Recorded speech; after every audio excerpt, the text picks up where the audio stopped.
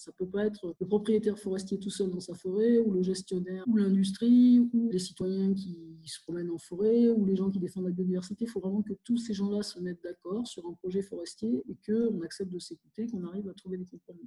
La certification est quelque chose qui m'intéresse aussi à cause de ça, c'est que ça demande vraiment des visions un peu globales, enfin systémiques, comme on dit.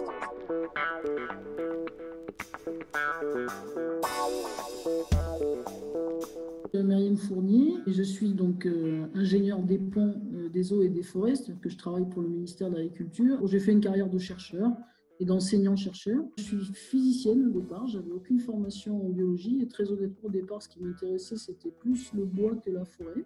J'ai commencé donc à m'intéresser à la mécanique du bois mais avec une question qui était comment les arbres tiennent debout. Et puis petit à petit, notamment quand j'ai été en Guyane, j'ai découvert les forêts tropicales, j'ai découvert l'écologie des forêts. Donc actuellement je suis à l'INRAE, l'Institut national de recherche pour l'agriculture, l'alimentation et l'environnement et j'assure les fonctions de présidente de centre.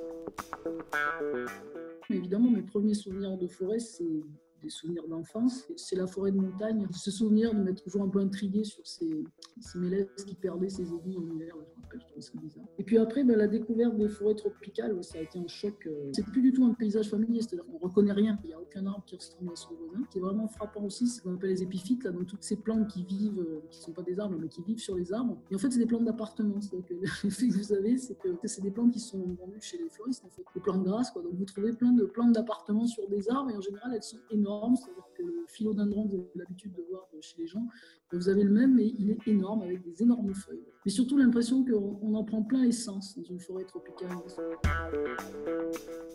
Les enjeux des forêts, pour moi, elles sont de deux natures. Il y a d'abord, ce qui m'a intéressé, c'est un enjeu de connaissance, parce que les arbres, la forêt, c'est des organismes qui sont très grands, qui vivent très vieux, avec des écosystèmes qui sont de grande complexité. Et des fois, on ne comprend pas comment ça fonctionne. Moi, j'ai découvert en fait cette idée qu'il y a beaucoup de mutualisme, des relations positives, en fait, et pas que de compétition. Ça, c'est quelque chose qui est très frappant en forêt tropicale. Il y a déjà des enjeux de connaissance sur simplement l'écologie, donc sortir un peu justement de l'homme dans la forêt, et puis là, s'intéresser sur la forêt, les arbres.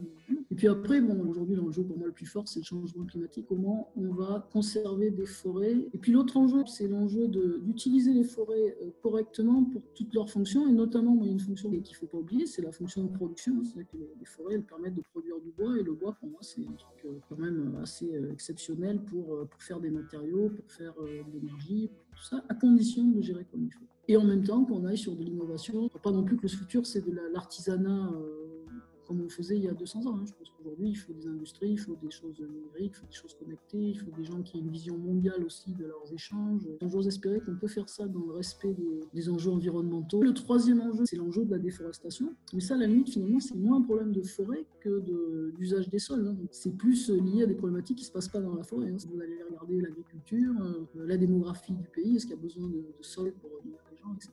Donc, c'est des enjeux finalement qui dépassent complètement la forêt, la déforestation. Aujourd'hui, je suis à INRAE Grand Est aussi, on travaille un peu sur les forêts tropicales et beaucoup sur les forêts tempérées pour arriver à décoder derrière le comportement des arbres ce qui vient du changement de climat, puis ce qui vient finalement de pratiques humaines. Il y a encore beaucoup de choses à comprendre. Moi, ce qui m'intéresse plus, c'est plutôt la partie adaptation un peu active, c'est-à-dire une fois qu'on a dit aux gens qu'il allait falloir transformer leur paysage et leur forêt, qu'est-ce qu'on fait? Et ça, c'est de la sylviculture, et puis c'est aussi comprendre comment les organisations de la forêt, que ce soit l'Office national des forêts ou les organisations territoriales, etc., ou nationales, c'est comment elles sont capables de ça. La certification est quelque chose qui m'intéresse aussi à cause de ça, c'est que ça demande vraiment des visions un peu globales, systémiques, comme on dit, c'est-à-dire ça peut pas être le propriétaire forestier tout seul dans sa forêt, ou le gestionnaire, ou l'industrie, ou les citoyens qui se promènent en forêt, ou les gens qui défendent la biodiversité. Il faut vraiment que tous ces gens-là se mettent d'accord sur un projet forestier et qu'on accepte de s'écouter, qu'on arrive à trouver des compromis.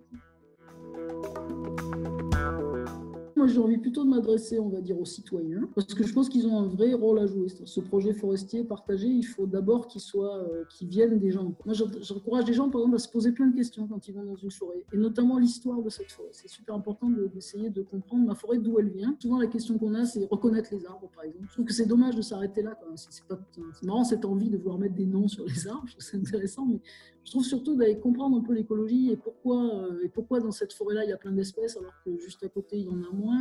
Quel était le paysage il y a 50 ans? Est-ce que le sol est un problème ici? Qu'est-ce que l'homme a fait pour rendre cette forêt comme ça? Sachant bien qu'en France, il n'y a aucune forêt qui est naturelle, en fait, qui n'est pas là parce que la main de l'homme l'a façonné. Je pense qu'avec le numérique, on peut faire plein de choses. En fait. Aujourd'hui, avoir des infos, c'est pas très compliqué. On peut lancer des choses un peu participatives, c'est-à-dire que je suis sûr que sur des territoires, il y a plein de gens qui savent des tas de choses sur la forêt. Les propriétaires, il faut se rappeler que la forêt française, elle est privée à 75% et que souvent les propriétaires ont une histoire de leur forêt. Il y a plein d'experts en fait naturalistes. Je suis sûr que sur n'importe quel territoire, vous trouvez des gens qui ont des choses à dire. Il faudrait arriver déjà à récupérer cette mémoire. S'il y avait une volonté réellement citoyenne de connaître plus de choses sur la forêt, je pense que ce ne serait pas si compliqué que ça de mettre l'information à disposition.